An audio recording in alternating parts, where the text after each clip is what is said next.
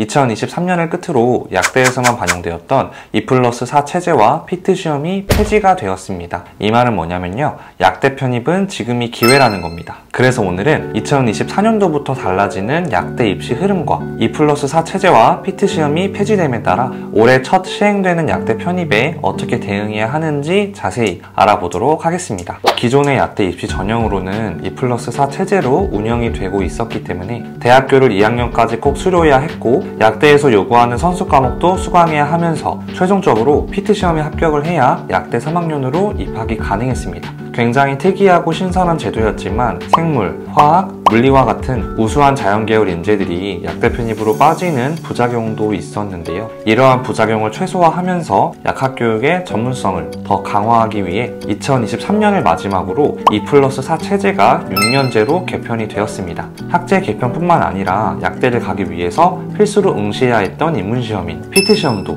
2023년을 끝으로 폐지가 되면서 현재 약대 입시는 일반적인 입시와 동일해졌는데요. 그렇기 때문에 피트시험이 폐지되고 일반적인 입시와 동일해진 올해 약대 입시가 약대를 꿈꿨던 학생들에게는 기존 입시 때보다 좀 더 수월하게 입학할 수 있는 너무나 큰 기회라는 것을 꼭 인지해 주셔야 합니다. 그리고 계속되는 의대 쏠림 현상으로 인해 약대에 입학은 했지만 자퇴하는 신입생들이 계속해서 늘어나고 있습니다. 그래서 현재 결혼 인원이 많이 생겼다고 하는데요. 의학계열 중도 탈락생 현황을 보시게 되면 약대를 포기하는 학생들이 2022년 기준 206명으로 가장 많다는 것을 알 수 있습니다. 국내에 약대는 37개가 있다 보니 약대 한 곳당 평균 5.6명이라는 결혼 인원이 생긴 상황이라고 봐주시면 되는데, 저는 이러한 상황을 보고 느낀 것이 약대 자체의 메리트가 굉장하고 들어가기 힘든 학과이지만 의대 진학을 위해 약대 입학을 포기하고 있다는 현실이 개인적으로 안타깝긴 하더라고요. 하지만 반대로 약사가 되려는 분들에게는 결혼이 생겼다는 것은 기회죠.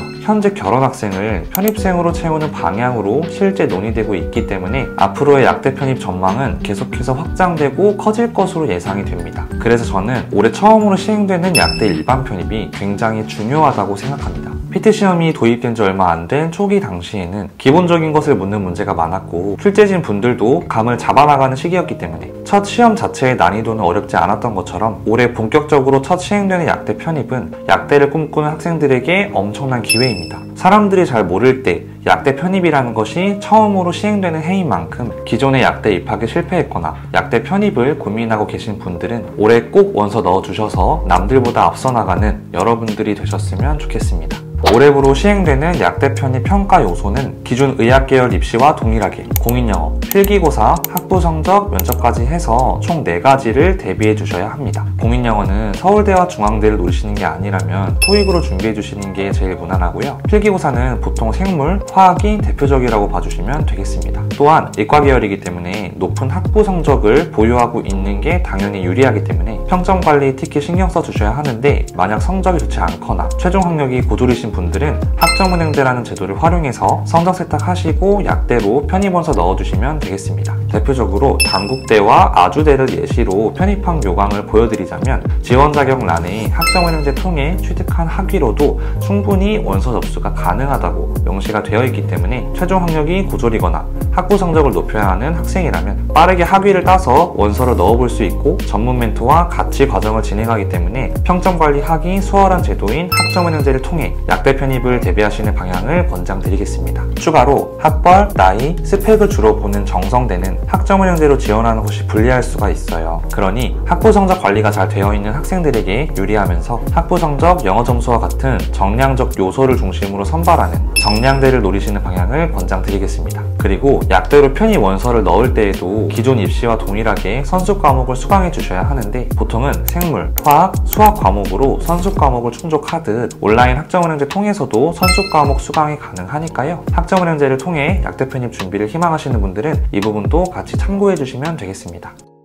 네, 오늘은 올해 처음 시행되는 약대 편입에 어떻게 대응해야 하는지 자세히 알아보았는데요. 약대 편입 자체가 정착화되기까지의 기간은 2-3년 정도 걸릴 거기 때문에 시행 단계인 지금 현명하고 똑똑하게 대비해서 반드시 기회를 잡는 여러분들이 되셨으면 좋겠고요. 추가로 약대 편입 혹은 학점은행제 컨설팅이 필요하신 분들은 댓글 아니면 우측 상단에 제 인적사항 참고해서 연락을 주세요. 그러면 학우님 상황에 맞춰서 자세한 상담 도와드리도록 하겠습니다. 여러분 안녕.